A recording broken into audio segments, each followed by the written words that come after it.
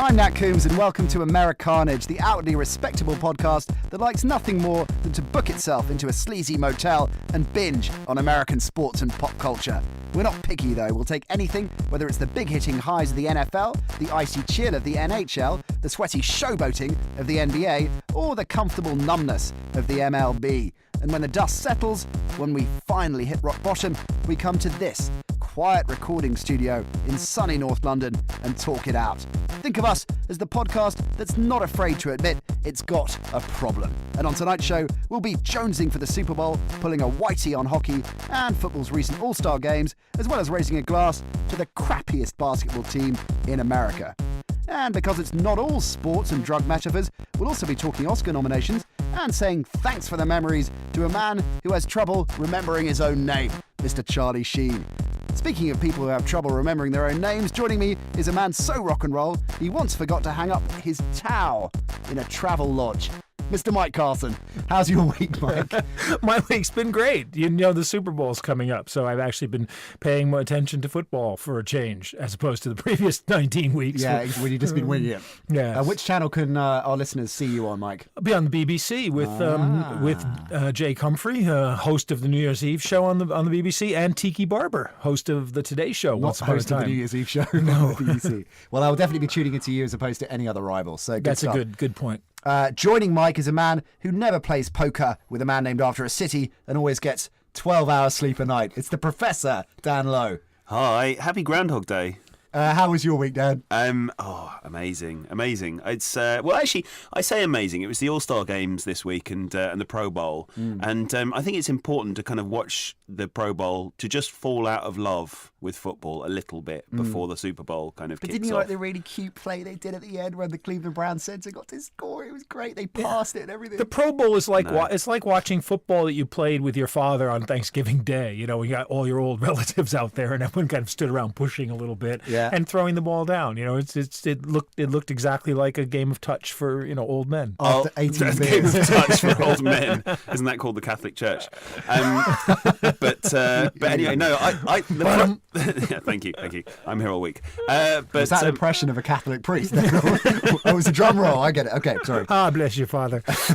But speaking of which, nice throw to what I'm about to say. The Pro Bowl and the All-Star game in the NHL, it really reminded me, like watching them this week, of how similar they both are to that game of football they play in Father Ted with Father Jack.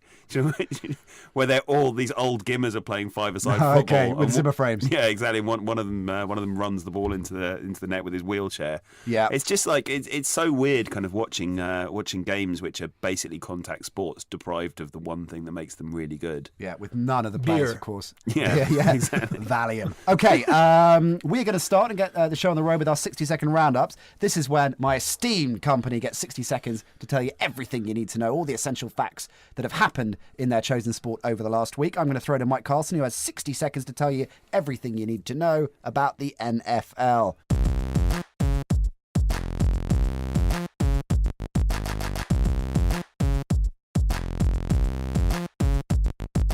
Touchdown, first down, MVP, Super Bowl, harassment, lawsuit, retirement, to Idaho. Mike, take it away. Well, as I said, the Super Bowl is coming up this Sunday, so as you might imagine, there has been no hype in the United States. Nobody's paying very much attention to it. It's the Green Bay Packers and the Pittsburgh Steelers, which is two of the more storied franchises in NFL history, so they go back a long way in American terms, and that makes this a big deal. It's Super Bowl XLV, for those of you who count in Roman numbers, and it's about the closest matchup that I can think of, at least in the past decade or so. There's 3 points is the line, 2 points if you look some places, and I think that's generous to Green Bay, in fact. Other stories competing with the Super Bowl, Jeff Fisher, the longest tenured coach in the NFL, was jumped from his job in Tennessee. He resigned just before he was pushed, so he's not coaching any longer.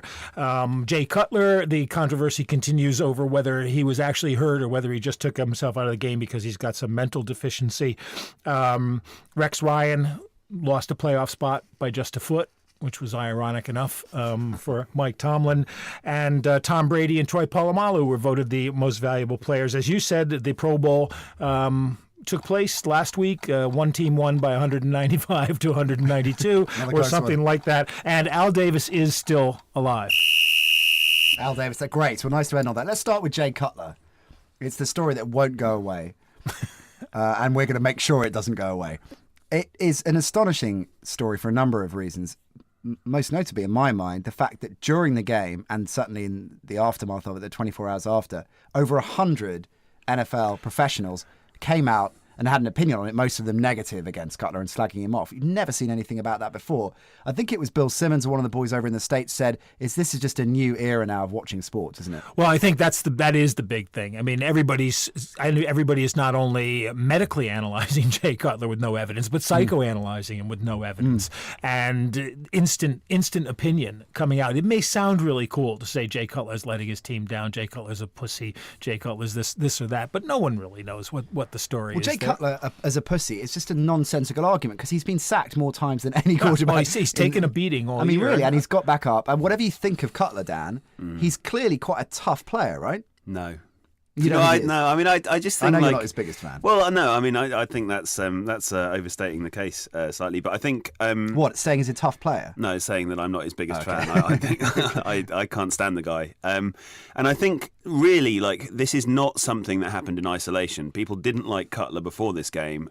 People don't trust his kind of abilities in the game, and people don't trust him not to pussy out. I think this is something that you could have seen coming. I mean, if you told me this in the preseason, this was ultimately how the NFC Championship game was going to pan out, I would have said, that makes perfect sense to me. I mean, I would have been surprised. I think that's really unfair, though, because I mean, if you look at it, he had a couple of passes dropped that would have made a huge difference in the game. He did throw a couple of bad passes, but one of them was clearly the receiver running the wrong route, and that I think is something that you've seen all year. Mike Martz has a very complicated offense that his receivers obviously don't understand, and it doesn't quite suit Jay Cutler perfectly anyway.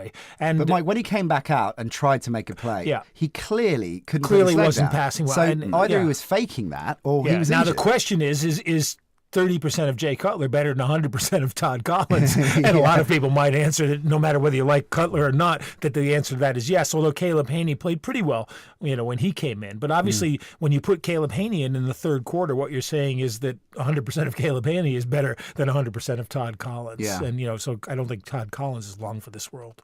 Dan, I think you're being a bit harsh on this. Well, he's one of the only people, and he does take sacks, and obviously the Bears line lets people get through. Considering what a good team they are, people do get through that line often.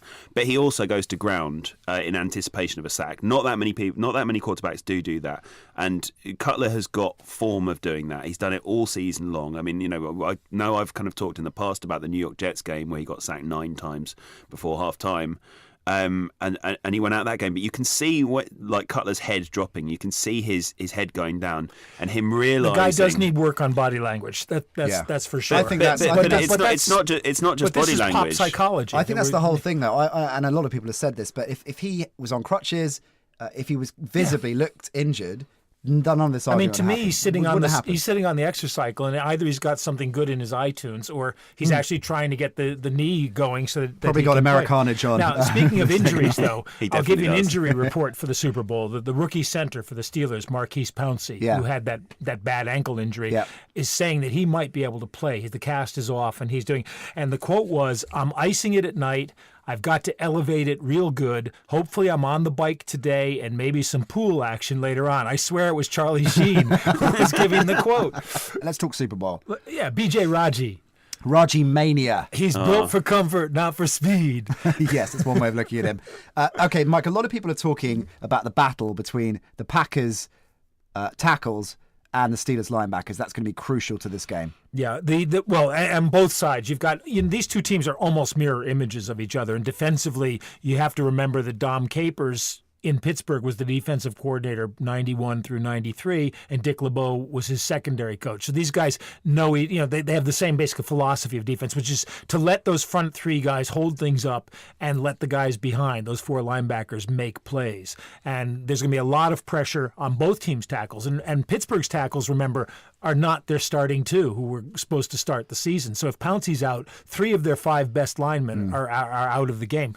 And I think Clay Matthews coming off the corner is going to really be a problem for Pittsburgh, and I expect Heath Miller, their tight end, to actually have to do some blocking, pass blocking, as well as run blocking. And I also think he's probably their best hidden threat, working on the inside linebackers from Green Bay and also the strong safeties, which is not their strongest position.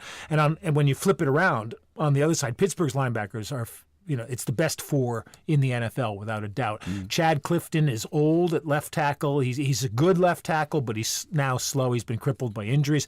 Brian Bulaga, who looks just like Curly from the Three Stooges, is a rookie on the right side, and still learning the trade. These guys could be very vulnerable to James Harrison and company. It's a fast turf, Dan, which presumably plays into the Packers' hands quite well.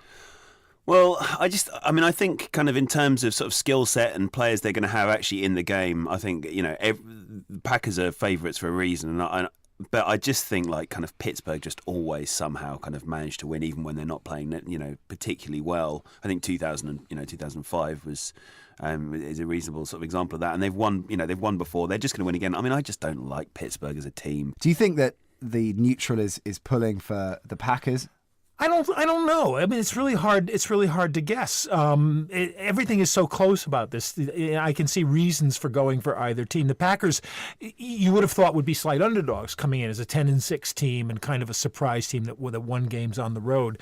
But with the Steelers, Ben Roethlisberger plays football in a way like a drunk in a bar and staggers around as guys bounce off him, and then all of a sudden throws a pass 60 yards to Mike Wallace. And he's going to have a lot of people coming at him. Oh, you bet. And they played in December last season, 2009, and it was a 37-36 game, although Polamalu didn't play in that game. But the Steelers came out on the first play from scrimmage, and Roethlisberger hit Mike Wallace for a 60-yard touchdown. And on the last play of the game, with 3 seconds left on a 3rd and 10 from the 19-yard line, he hit Wallace for another touchdown, and then they kicked the extra point for the win. So, I mean, you just can't program this game. And almost anything can happen. If the Steelers come out and leave, Ike Taylor usually plays head up on whoever he's on. The other cornerback usually plays back. If you play back against Green Bay, Aaron Rodgers will just throw the quick slant. And Greg Jennings will go, if you miss the tackle, he'll go 60 yards. But if you make the tackle, he'll go 8 to 12 every time.